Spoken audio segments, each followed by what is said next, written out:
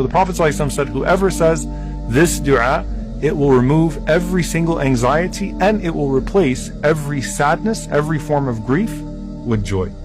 In another narration, Abu Sa'id al-Khudri radiallahu ta'ala anhu says that one day the Prophet ﷺ entered the masjid and he saw a man from the Ansar named Abu Umama radiallahu ta'ala anhu.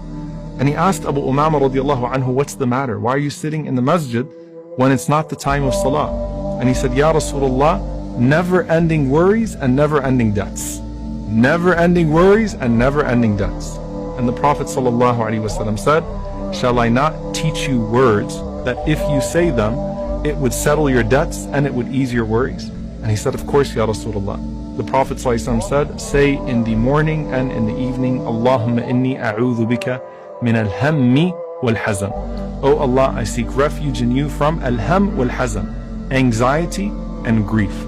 Ham is anxiety about what's to come. Hazan is grief over what has already passed. So, oh Allah, remove the trauma, remove the pain which paralyzes me because of something that has happened in the past, sorrow over something that's happened in the past, and the anxiety that doesn't allow me to act in regards to my future. Allahumma inni a'udhu bika min al-hammi wal-hazan wa a'udhu bika min al-ajzi wal-kasal. And I seek refuge in you from inability and laziness. Al-ajz is when you want to do something but you can't do something. You're unable. So you have the willingness but you don't have the ability. Al-kasal, laziness, is when you have the ability but you don't have the willingness. Right? So you can do something, but you don't want to do something. So you're asking Allah subhanahu wa ta'ala to activate you beyond that.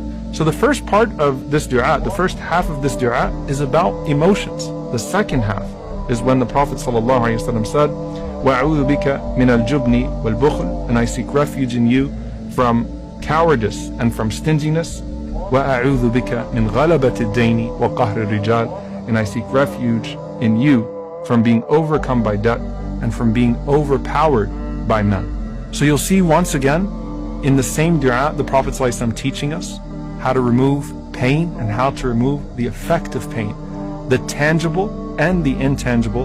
And that's also a sign of the care that Allah subhanahu wa ta'ala has for us, that He would instruct the Prophet ﷺ or inspire through the Prophet ﷺ these words of dua that control our very emotions.